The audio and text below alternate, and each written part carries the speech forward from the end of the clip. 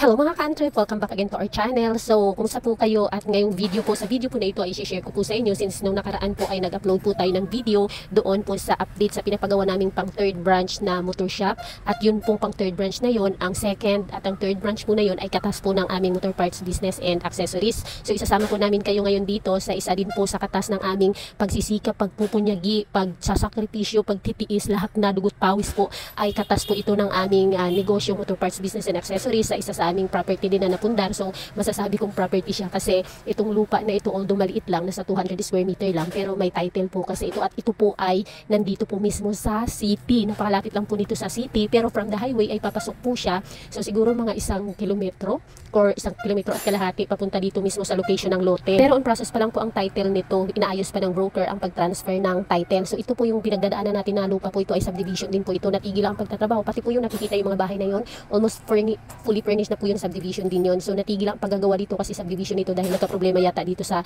ayan yung kalsada na yan, itong right of way, kasi nasakop siya ng subdivision. So natigil, pinatigil, hindi ko sure kung anong issue, basta natigil yan dahil nga dyan sa daanan na yan na dapat may daanan. So medyo maputik pa nga kasi hindi pa na na semento, at yan nga daw po ay nasa mapa yata ng city na nakasemento yan at may kalsada talaga yan, kasi patagos din yan doon sa dulo niyan hanggang doon sa highway naman ng Panorte. So hindi tayo diretso doon, kakaliwa tayo dito. Itong papasok nga pala na ito ay medyo medyo maputik pa kasi kunti pa lang ang nakatirang tao dito sa looban na ito, at yung looban po na yan tatagos din yan doon sa dulo din na kalsada din na papunta din doon sa highway din na pwedeng pa north at pwedeng pa south. Sa totoo lang mga ka-trip, itong lupa na ito mga ka-trip, ang muntik talaga magpa-bar down sa amin kasi nakaubos ito ng 795,000 na cash mga ka-trip sa 200 square meter na ito mga ka-trip na lupa. So pera yun mga ka-trip ng negosyo, hindi po siya pera pa. Ibig sabihin, ito pong pera na naibigay ko po or naibayad ko, hindi actually siya isang bayaran bali yung broker hingi sa akin ng pa 50,000 sa pambayad sa lupa, pambayad sa mga pag-asikaso ng title. Actually, ang sobrang mahal niya at sobrang laki sa totoo lang mga ka-trip. Late ko nang na-realize na hindi pala ganun kalaki ang magagastos sa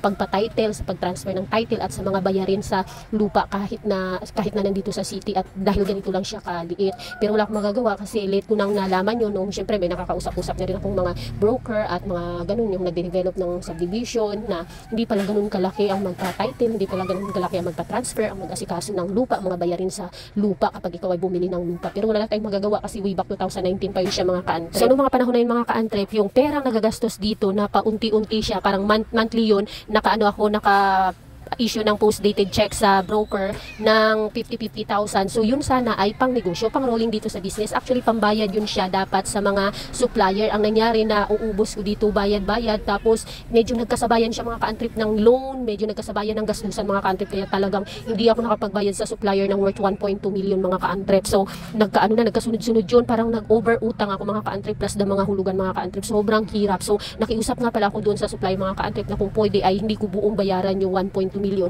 Buwan-buwan ko rin siyang hulug-hulugan 50,000 sa sobrang hiya ko mga ka-antrip, dahil mabait naman yung supplier. Sa sobrang hiya ko, nung na-fully paid ko na yun siya mga ka-antrip, hindi na ako nangutang ulit sa kanila. So ito na yun siya mga ka-antrip, nandito na tayo sa location na ito, yung kasama yan, itong harapan mismo yan, may bahay, kapitbahay namin yun, parang 200 square meter din yung niya kasi nakat niya. So yun lang yung kagandahan dito kasi kahit papaano, yan, hindi yan kasali yung bahay mga ka-antrip, itong sa likuran niya, yan yung bakante na yung mga ka-antrip, yan ay 200, parang 200.2 square meter yan siya pahaba. So bali may kalsada din yan dito sa tinatayuan ko. Kalsada na lang, PD road lang siya kasi may bahay din yan sa unahan. Tapos lote pa din yan, black ba? Di ba yung mga naka-black na na mga lote-lote, ganun siya. Kagandahan lang kasi may titulo ito. Tapos direct ito dyan sa owner kasi yung broker din ang may-ari nito mga ka-antrip, which is may bahay din siya doon sa unahan na nadaanan natin na nasa 3,000 square meter. So siya na yung nag-asikaso din ng pa-transfer ng title. Pero bali yung title kasi noon hindi pa nakapangalan sa kanya, ita-transfer niya pa, tapos bago pa ita-transfer sa akin, so medyo matagal yun. Pero sobrang proud lang talaga mga ka-antrep na, diba, at our age, kahit papaano, mayroon kaming, kahit papaano ngayong pang 2026, magkakaroon na kami ng 3 branch, tapos yan mga ka-antrep, mayroon kaming napundar sa city mga ka-antrep, hindi basta-basta na magkaroon ng lupa sa city mga ka-antrep. Way back 2000, pa po yan, 2019, ngayon po mga ka-antrep, yung hindi titulado mga ka-antrep na lote lang na 100 square meter, doon banda sa tinitirhan namin, yung kapitbahay na binibenta, 400,000 mga ka-antrep, walang title yun, reward lang yun ng gobyerno sa kanila, kumbaga relocation. How much more yung may mga titulo, di ba, kagaya nito. Kaya hindi rin ako nagsisi mga ka-antrip na grabe yung hirap na pinagdaanan namin nang dahil sa lupa na ito mga ka-antrip, kasi sa lupa siya mga ka-antrip napunta, hindi talaga sa luho mga ka-antrip. Sobrang naniguro din ako nung that time na nasayang ako sa lupa mga ka-antrip na hindi ko makuha dahil nga palayo na ng palayo yung mga lupa at pamahal na ng pamahal. So that time mga ka-antrip, mahal talaga ito siya mga ka-antrip. Sobrang mahal talaga ito. Kasi original plan mga ka-antrip, hindi ito na lupa eh. Dapat doon ako sa 2.5 million mga ka-antrip na iloloan ko sa sa Pag-ibig. Pero sobrang laking problema ng mga ka-antrip. Dapat yun 1,000 square meter. Nagka-problema ang broker at ang may-ari ng lupa. Kaya ito pinalitan na lang ng broker yung area na yun na dapat 2.5 million way back 2000, 19 mga ka-antrip, 1,000 square meter na yun siya mga ka-antrip. Ngayon, para wala ng gulo, wala na lang talagang problema at basta magkaroon lang talaga ng kahinatnan yung perang na wala sa akin or nabitawan ko na ibigay, ayun, pumayag na lang ako mga ka-antrip sa 200 square meter na mag-work siya talaga mga ka-antrip ng 895,000 mga ka-antrip. So at least kahit papaano masyado siyang mahal pero nalugi na rin ako doon. So ayun, mabalik tayo mga ka-antrip. Kaya para sa inyo mga ka-antrip ko, lalo na doon sa mga nagsisimula pa lang, sa mga baguhan pa lang na akala nyo unang arangkada, unang pasok talaga, may pera kayo, may hawak kayong pera. Yes mga ka-antrip, kapag ginastos nyo yan mga ka-antrip nang hindi pabalik doon sa mga piyesa, sa mga stocks yung mga ka-antrip, lusaw ang negosyo nyo mga ka-antrip, hugdaw ang negosyo nyo mga ka-antrip, wala na kayong pampaikot kasi yung pera na yan, yung benta nyo, yan dapat bumabalik, yan dapat sa stocks nyo, yan ang iparuling-ruling. Huwag nyo ibibili ng kotse, huwag nyo ibibili ng kahit na ano or i-invest sa lupa nang walang kita mga ka-antrip. Pwede yan kung sa negosyo ulit na kumikita, pero pag sa patay, hindi makikreate ng money at wala kang pang backup money mga ka-antrip, yun ang katapusan mo mga ka-antrip. Muntik kami nun mga ka-antrip, nagkasabay-sabay kasi yun, may hulugan kaming pick up, tapos nagka-pandemic mga ka-antrip, yun yung isang business namin na rolling business mga ka-antrip.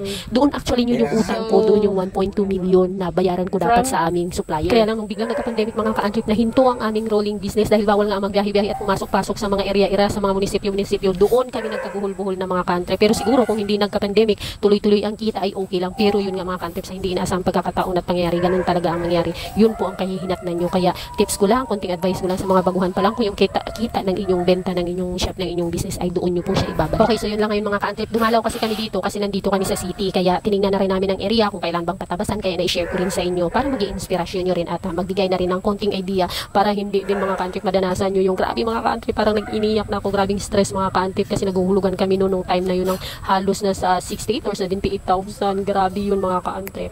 See you at sana ay mag-grow pa tayo dito sa ating business at mas marami pa tayong mga blessing na dumating sa ating lahat. Bye!